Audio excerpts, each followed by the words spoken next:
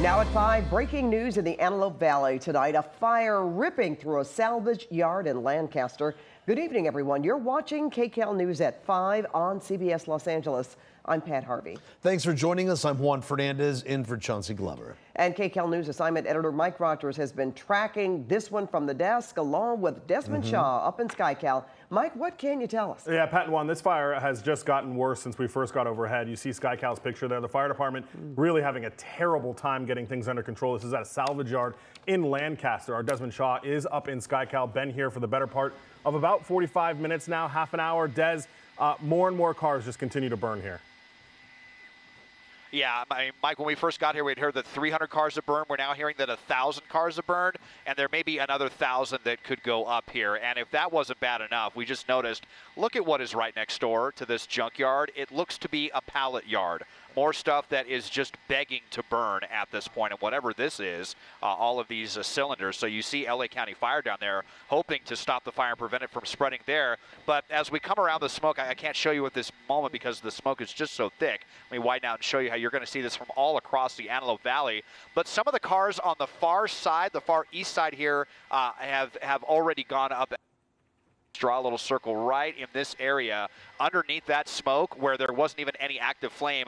That's beginning to catch on fire as well. So yeah, this is, not just heat driven, but definitely kind of wind driven. Not super strong winds, but you can see how the smoke is blowing towards the northeast. So they're just kind of able to put the fire out as it completely charged those cars. But I just don't think they're going to be able to prevent this from spreading all the way across.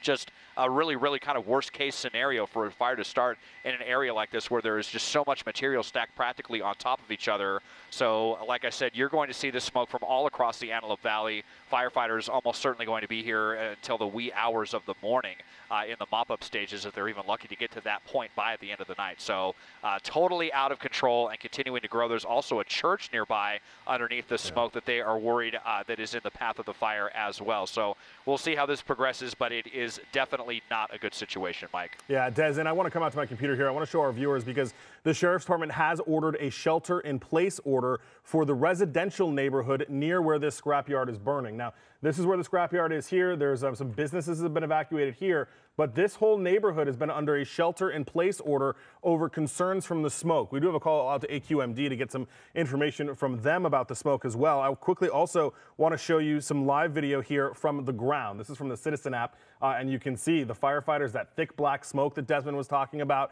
You also see those fire crews just trying to do whatever they can to put water on it, but unfortunately they are pretty outmatched. We'll go back live now to SkyCal, looking at it again.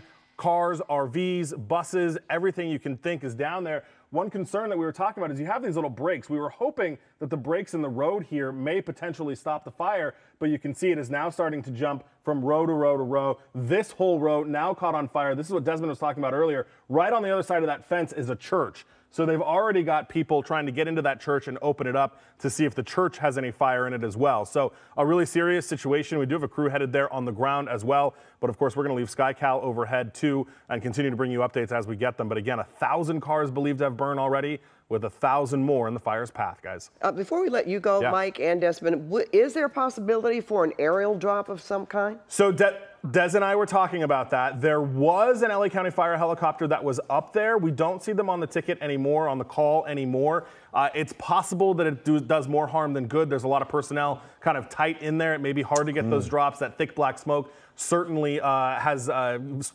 visibility issues as well. Des, you don't see any up there now, do you? We do not, and we know that one of those water-dropping helicopters went all the way back to Whiteman Airport to get fuel, and we're not sure if they're going to be coming back here to the scene or not. I mean, it's certainly something we would like to see, but like Mike said, it could end up doing a little bit more harm than good at this point. Yeah. All right. Well, thanks for answering that question, and that was an obvious question we're all wondering. And, of course, wondering about that black smoke. So hopefully folks that are sheltering in place have their windows closed and some air conditioning, right? It's hot up there, too. It is hot up there No question. All right, thanks, Mike and Desmond.